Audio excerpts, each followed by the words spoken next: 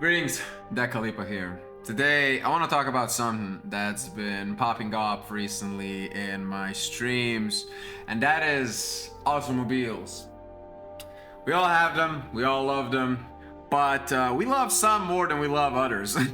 We were talking, and I kind of realized that not all the brands that are normal here are normal everywhere, and not all the brands that are normal everywhere are normal here. So I kind of decided I wanted to give my 2 cents about this because I'm pretty passionate when it comes to automobiles to a certain degree. So that is why today we are ranking which car brand is most peak and which one is absolute trash. Before we get into it, I would kindly ask you to please like, comment, and subscribe. Share the videos around. I am trying to, reach 100,000 subs in 1 year's time. I think you guys can get me there. Other than that, let's get into the automobiles. Okay, first off, we got Audi. Okay, Audi. We're gonna get all the big three of Deutschland right out the bat. They're all gonna get their own time in this video, but I'll be honest, straight up. Out of the big three, this one is the best, straight up, for me personally. I mean, let's be honest, the Audi A4 is a reliable auto. It is a good one. Let's not beat around the bush. It is good. Like the parts are decently priced, not that expensive. It doesn't break that much, but you can, if you buy one and if you're semi-decent of a driver and take good care of it, an Audi can pretty much last you 300,000 to like 400,000 kilometers on the meter easy. But here's the thing. There's a problem with Audis, and it's not an Audi problem. It is the people that drive the Audis. We're gonna see this a lot with the big three, but I'll straight up, like, the Audi drivers and the Audi fanatics are so insufferably annoying. They really are. Oh, there's like, it's not that, oh, I'm better than you mentality that you get from a Mercedes driver, but it's like kind of like this, like, I'm a bully you because, you're not an Audi driver, but I'm not gonna go as hard into you if you drive a Mercedes. Get the hell out of here. I mean, look, Audis are good, but straight up, I think they're very much overhyped. The Audi A4 line is good. I'm not gonna lie, that's like the best one they have, but like the designs, the look, it's like, it's nothing to write home about for me personally. So like, honestly, I think they are kind of, but they're solid. Okay, they're solid. It's not that big of an issue. I think they're pretty good, but they're a little bit overhyped. They're not quite peak for me, but I can't deny they are pretty good. Okay, next up we got BMW. Bayerische Motorenwerk. Okay, this is the most annoying out of the big three. Okay, let me get it straight out of the back. I hate their logo. I think their logo is one of the worst out of any automobile. I think their logo fucking sucks. It is disgusting. It is not good. I hate it. And when it comes to the cars themselves, I don't know what happened with BMW, but after like 2012, 13 onwards, the BMWs they started putting up, that is some of the most nasty fucking shit I've ever seen in an automobile. They are so ugly. They're so ugly, and also they got so bad quality-wise. I swear to God, they break like eggs. The parts cost an arm and a leg. And to top it all off, if you didn't think it could get worse, BMW drivers, if you ever had like the need to commit crimes against humanity, war crimes, spend a day with the goddamn BMW driver. Oh, these guys suck. I swear to God, these guys have it. BMW has it the worst with its drivers. I don't know what it is with BMW drivers thinking they are the hot shit. They own everything. It's just, oh my God, it is absolutely abhorrent. Swear to God. And yeah, there's no easy way to say this. They are absolutely fucking trash.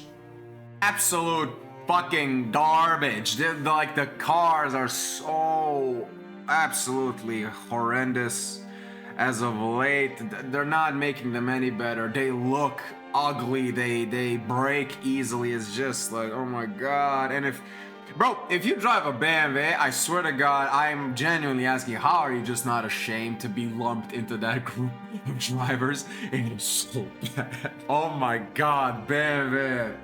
Ugh, nah.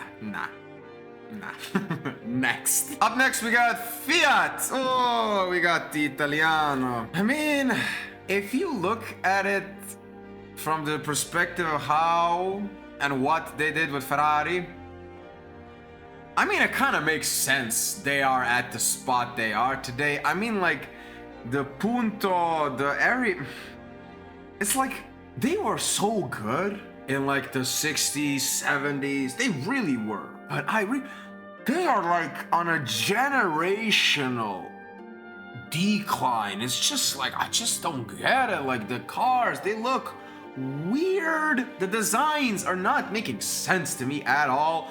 They don't feel like modern day Fiats at all.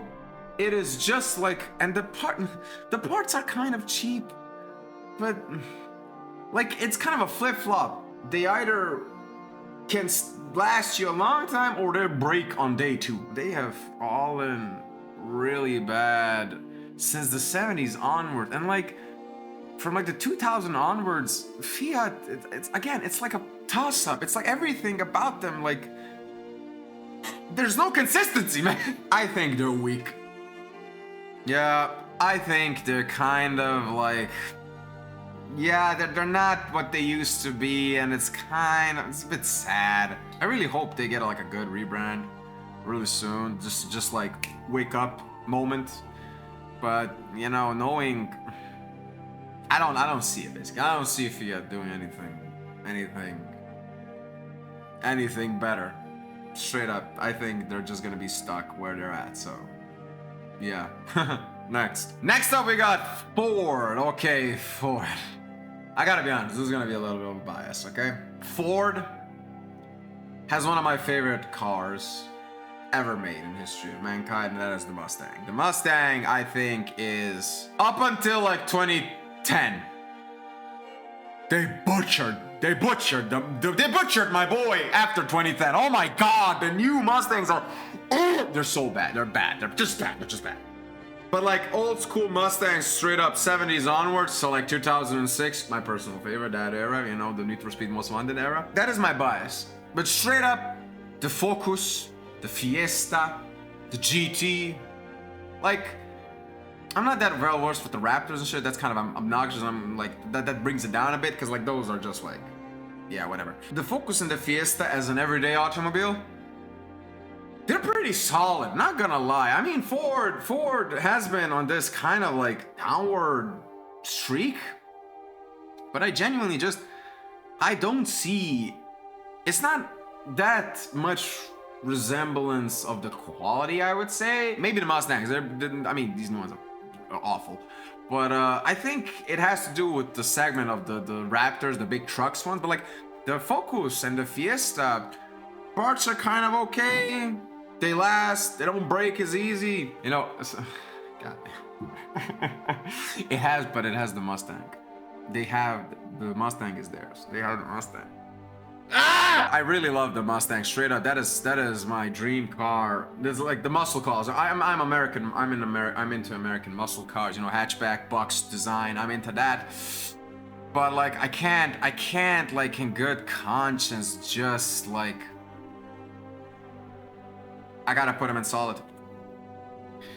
Yep, they're in solid. I mean, you can't put them in the same, like in peak, because like they've been on the decline. The trucks are kind of a disaster. They butchered the Mustang, but like everything else is kind of reliable. You can kind of see where they're going with it.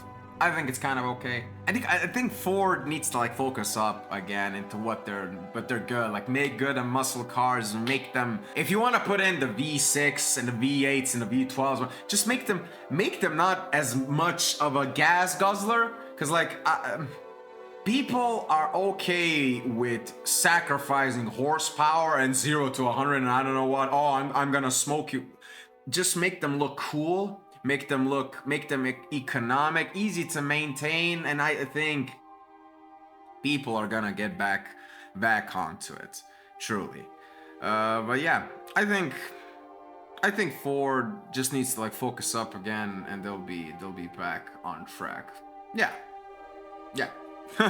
Next. Okay, now we got a Honda. Okay, Honda, our first Japanese boy. Honda straight up has something that a few car manufacturers have. And that is a brand of cars that genuinely, straight up, is just as close to perfection as you have. And that's the Civic. But there are like a handful of cars that you can name that if you find an ex-owner of, they will have literally nothing bad to say. I have yet to meet a Honda Civic owner that did not have a good experience with the Honda. Like, yeah, okay, the prices, it might break, I don't know how much, it might last you how much, but like usually the parts, well, the price may vary, but they're usually good quality, they last, they're easy to maintain, easy to repair, and like straight up, if you just think of Honda, the fact that the Civic pops up every single time, without a doubt, it's the first thing you think about, it just shows to how well that is designed. And I swear to God, everything else that they made, more or less, I've never heard anybody have any issues with this brand of the Japanese car. So like, I gotta be honest, like it's going in S, it's going in peak. I swear to God, like this is one of those companies that genuinely, when they make a car, that being in this case the Civic, it just lasts. It is ironclad, it's not gonna break, it is good. It's as easy as that. Yeah, I think this is deserved, and I think Honda, like with the Civic, but if they literally just stop everything else and just pump up the Civic, I think they would be completely fine. That's just a testament to how well designed that car is. So yeah, yeah. Next. Okay, next up we got Renault. We got the first French dude in here. Okay, Renault. Well, remember when I said there are a handful of cars that previous or current owners don't have any issues with? You know what I'm going to with this lead. It's peak. And it all comes down to one simple word. Clio. Clio is Renault. Yeah, you have the Kangoos, you have the Megane, you have all that. Clio. Renault is Clio. Clio is, ever since he came out, it has been one of the most reliable automobiles in history. They look good, they drive good, they're easy to maintain, the prices aren't crazy, they are safe. The Clio is so well designed of an automobile that is just insanity how well it holds up and how well it can just like go up to any other car and it just be like, bro, yeah. It is one of those brands that straight up, if they cancel the Kangoo, Megane, if they like cancel all of these and just focus on the Clio, I don't think they'll be just fine. Let's just say it like that. And again, testament to how good the Clio is. So yeah, easiest peak I can get. Up next we got Volkswagen. VW. Okay, VW, Volkswagen, straight up. Remember when I said? You know where it's going. Yeah, it's peak. If there was ever a brand of automobiles that straight up just like does not miss, is Volkswagen. It's Volkswagen. Volkswagen, whatever they put out is just straight up incredibly designed. Straight up, the Golf,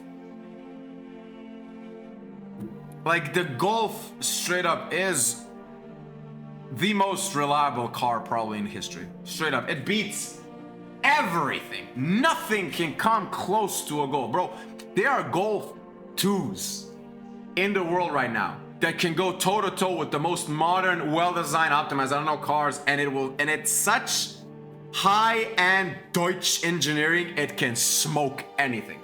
Bro, Golf is in a league of its own, and on top of that, you get the Passat, Tiguan.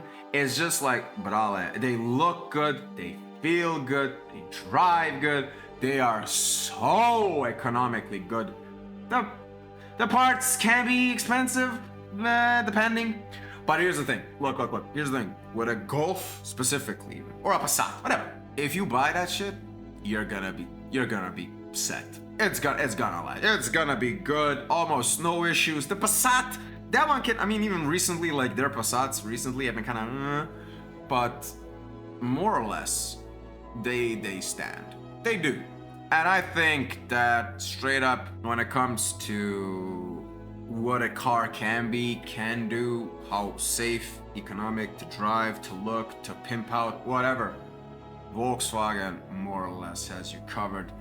I think, even though it's not my favorite company, it's not the one that gives out my favorite automobiles. Like it will be asinine for me to just say anything other than this is probably top 3 car manufacturers in the world, if not the best car manufacturer in the world. So yeah, Volkswagen.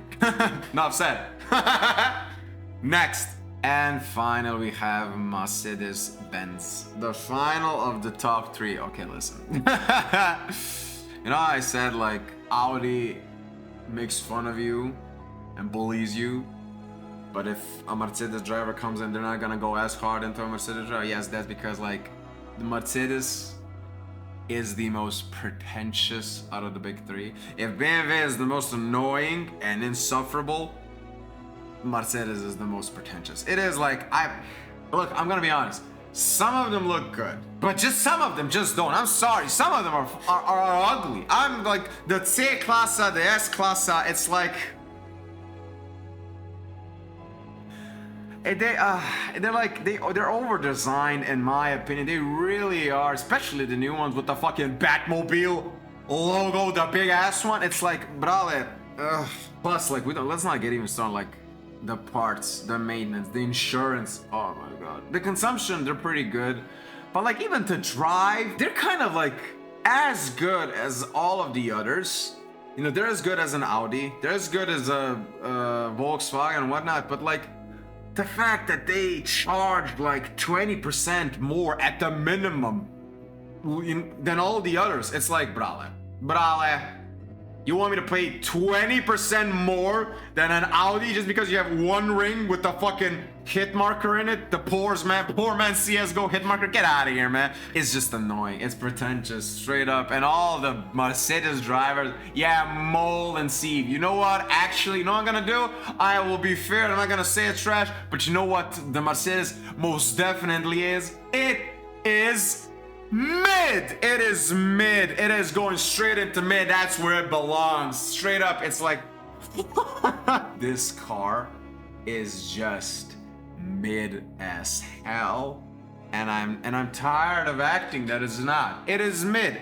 Once, straight up, when you know a certain painter was walking around, yes, that was like height of the class, and even for a long time, like the 80s, 90s, the Mercedes really was like a good car. But straight up, nowadays, like everybody, like a lot of automobile makers rather, they caught up to each other to like the newest thing. A lot of like even the lower level and prestige cars can like make really beautiful looking cars. Straight up, Honda has never been like a luxury car, but like some of the Civics are fucking insane looking. A Clio is literally, or a Golf, it's literally a bug. It's a small car, but some of them look insane. Straight out of the factory, let alone if you pimp them out. You know what I'm saying? It's just like, Straight up, they're just so far up their own ass, and at this point, it's just like, yeah, you gotta kind of like justify this price a bit, because not everything is about performance, and not everything is about just the prestige. Like, a lot of these cars can go toe to toe and smoke each other easily. I've seen Honda Civics just smoke the competition. Yes, it's been reworked, not gonna lie,